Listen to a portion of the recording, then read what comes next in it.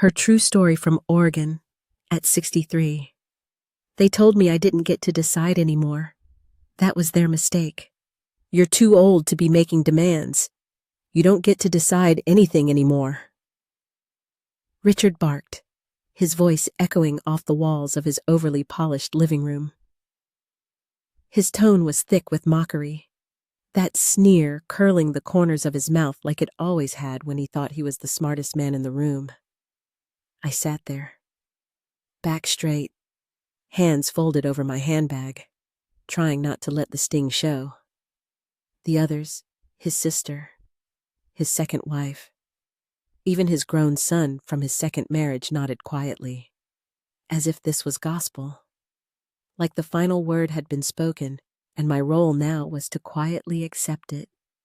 I'm Evelyn, 63 years old, a widow, a mother who just buried her only daughter, and now a grandmother trying to make sense of what comes next. It had only been 3 weeks since the accident. Emily, my beautiful, stubborn, sweet Emily, taken in a split second on Highway 22 by a jackknifed truck in the rain. 6-year-old Lily had been in the back seat. Miraculously, she survived with only minor bruises. But the trauma was clear in her eyes the way she clung to me at the funeral, silent and shaking. I'd been living alone for years in a modest home in the suburbs of Eugene, quiet mornings with tea, volunteering at the library on Thursdays, tending to my small vegetable garden. Until everything changed. When I found out Emily was gone, the world tilted on its axis. I didn't just lose a daughter. Lily lost her entire world. And in that moment, I knew I had to step in. Before we start, please take a moment to like and subscribe. Try to watch the videos as long as possible. By watching more often, YouTube will promote these stories to a larger audience, grow your channel, and bring you more interesting things. Let's start now, but I hadn't expected the fight. I hadn't expected Richard. Emily had cut off most contact with her father years ago after he missed her wedding and then forgot Lily's second birthday. Their relationship had always been fractured his absence during our divorce, his focus on his new life and family. But now, he and his clan were suddenly deeply concerned about family unity. It wasn't about Lily's well-being. It was about control. It was about money. You live alone. You're on a fixed income. You're in your 60s, Margaret said, her tone clipped like she was reading from a checklist of reasons I should be disqualified. It's not practical. I may be old, I said softly.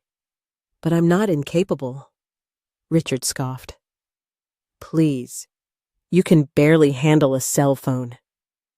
You think you can raise a child again? I raised Emily, and look where that got you, he muttered. A silence fell over the room. Even Margaret's lips tightened at the cruelty of that remark. I stared at him not with anger, but with something worse, pity.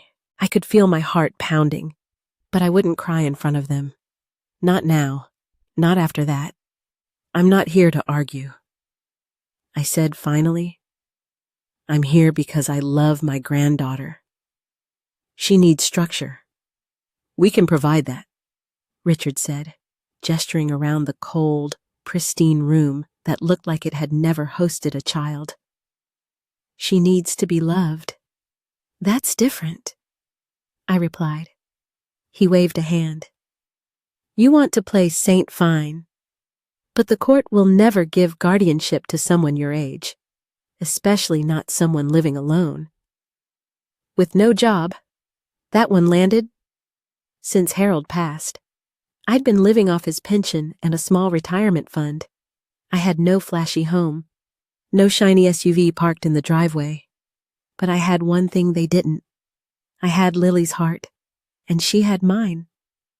Still, I stayed quiet. I stood slowly, picked up my coat, and made my way to the door. Richard didn't offer to walk me out. As I stepped into the crisp air, I didn't feel defeated. I felt clear. They thought this was about a legal battle, that I'd quietly disappear once the court got involved, that I was just some grieving woman with shaky hands and foggy memories. They were wrong.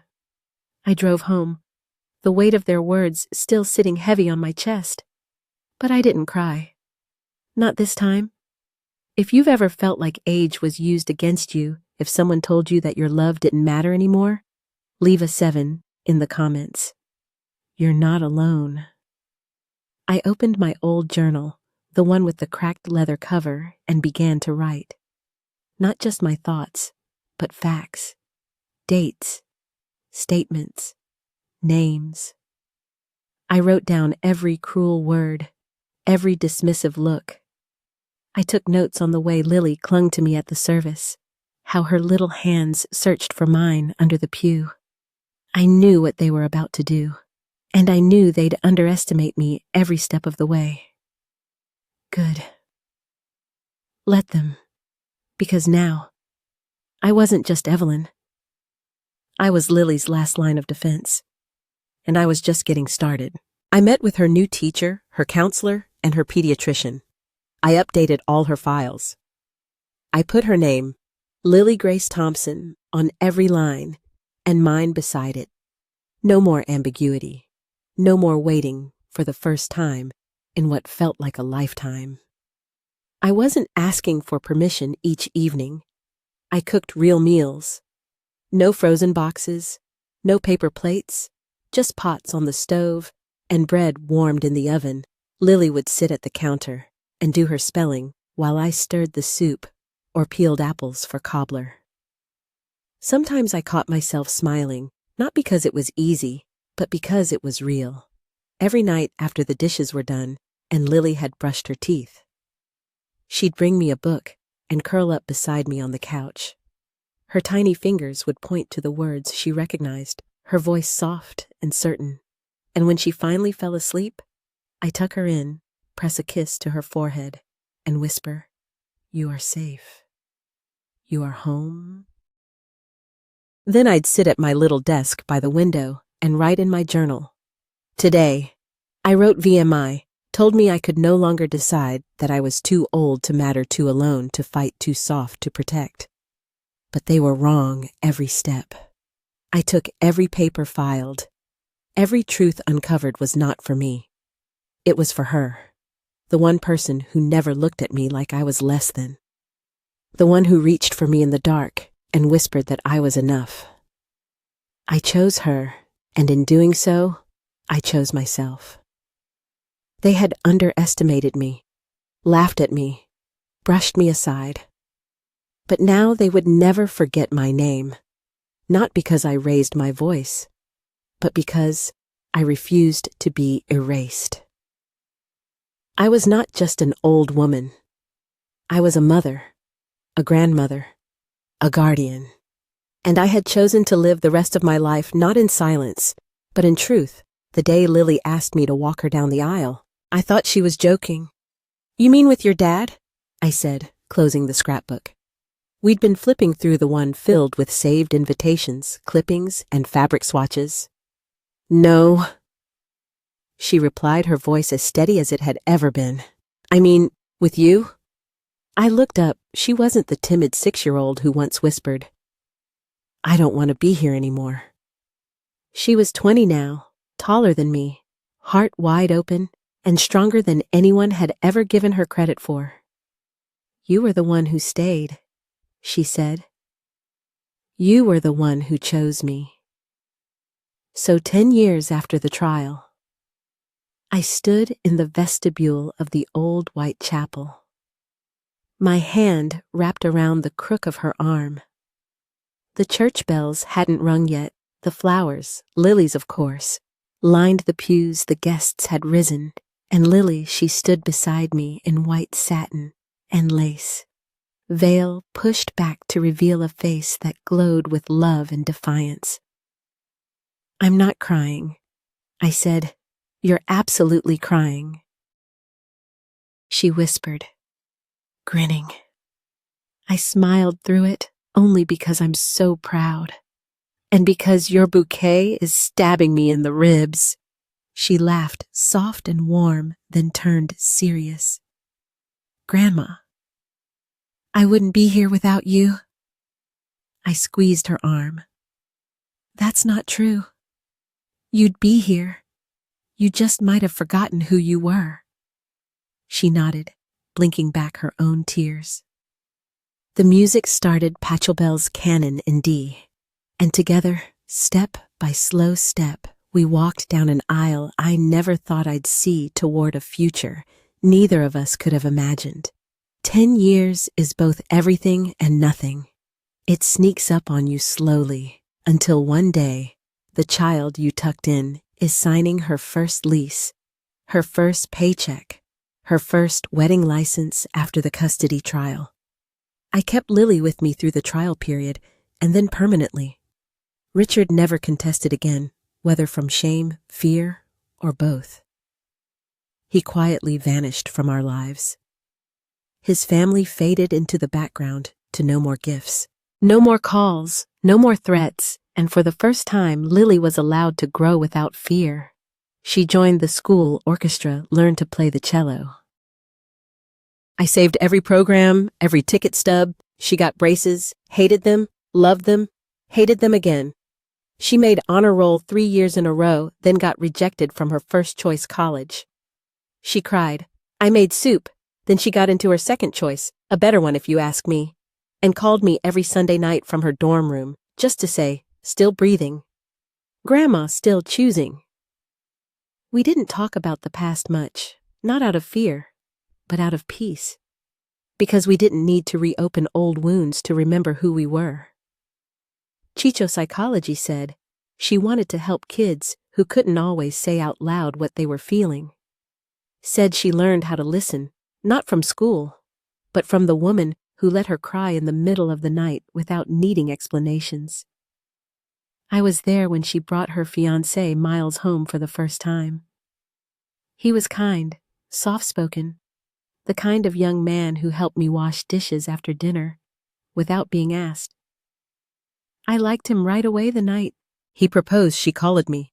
First screamed so loudly, I dropped the phone, then cried so hard. I had to sit down just to hear her through it. Will you be there with me? She asked.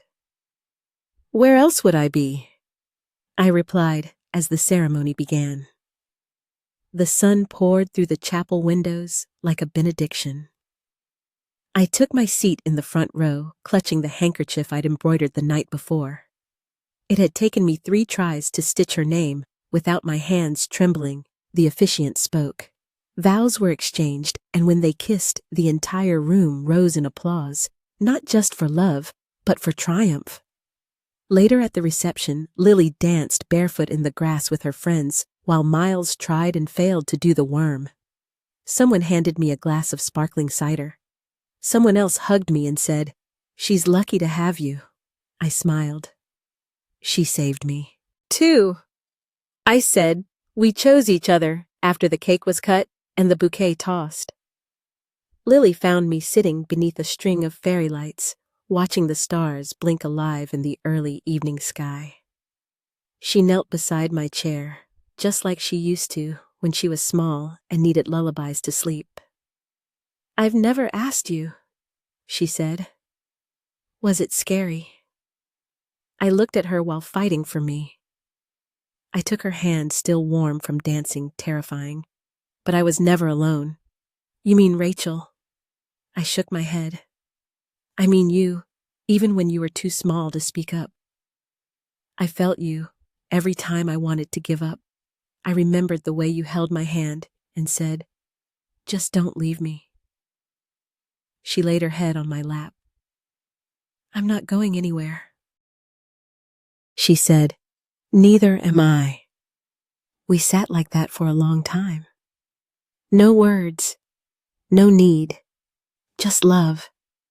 And when she stood to rejoin the party, I stayed beneath the stars, my hand resting on the lace where her head had been, and whispered to the night. They said I was too old to choose, but here I am, chosen, and still choosing people. See the end of a story and think that's where the strength came from. They look at the wedding photos, Lily and white me in navy blue with a corsage pinned to my cardigan, and say things like, "You must be so proud," or "You're the strongest woman I know." They mean well. They always do. But they never saw the middle. The middle is where strength is born, and mine. Mine came not from being fearless, but from being afraid over and choosing to stand up. Anyway, I wasn't always brave, in fact, for most of my life. I stayed quiet. I took care of people. I said thank you when they handed me leftovers and called it generosity. I swallowed slights like vitamins. I tucked rage beneath politeness, and when I cried, I did it behind laundry room doors or inside the car with the engine running and the music up. My marriage wasn't a partnership. It was a performance. He made the decisions. I made dinner when he left. It wasn't a shock. It was a slow unraveling. I'd watched for years. What did shock me was how quickly people forgot that I had built that home. 2. How they only saw me as a woman who'd been left, not a woman who stayed and held the roof over everyone's head while it collapsed around her. Then came Emily, my light, my girl with a freckle on her left eyelid and a laugh that made everyone else forget what they were angry about. She was everything I had hoped to be before life got in the way. And when she died, I did too. In a way, only Lily kept me breathing. They tried to take her from me. They looked at my age and assumed it meant irrelevance. They looked at my grief and mistook it for weakness. But what they didn't know was this. When you've been underestimated long enough, it stops being an insult. It becomes your camouflage. They thought I was soft, but I was steel wrapped in silence. I kept receipts. I took photos. I learned to record conversations and decode financial reports. I turned every wrinkle into a weapon, and when the moment came, I didn't scream. I just showed them what truth looked like on paper. That's the funny thing about getting older. People think you're disappearing, when really, you're just becoming harder to erase after the court gave me custody. I didn't celebrate. I exhaled, and then I began to build, not a legacy, not revenge, a life for Lily, for me. We didn't need much, just safety and time, and in the quiet moments, she would ask me things like, "Did Mom love the beach?" Or "What's your favorite thing to cook when you're sad?" And I would answer truthfully, because children remember what you say when you think they're not listening. One day, when she was 10, she looked up from her book and said, "Grandma, I'm going to remember you forever." I smiled. Well, I'll try to give you good things to remember now. 10 years later, I sit on a porch swing in the evenings with a blanket across my knees, listening to wind chimes and distant laughter from a life I helped preserve. Sometimes I look back and think, maybe the strength wasn't in the big courtroom moment. Maybe it was in every small decision that led there. The choice to stay when I could have left the choice to speak. When it would have been easier to stay silent. The choice to be seen when the world wanted me invisible. I think about the other women like me, sitting at family dinners, hearing their worth reduced to numbers on a check or lines in a will. I want to tell them, you are not a burden. You are not past your power. You are not finished. There is still breath in your lungs and fire in your gut. You are still the author of what happens next. So when they say you're too old to be choosy, you say, I'm not choosy. I'm clear about what matters, who deserves your care, where your truth belongs. I used to be the quietest woman in the room now. I'm the one holding the pen and the story. I'm writing, It begins always with a woman who remembers and ends with a world that finally listens. If this story reached something true inside you, subscribe to Grandma, True Stories. Because when we speak, we don't just tell stories. We tell what they tried to bury.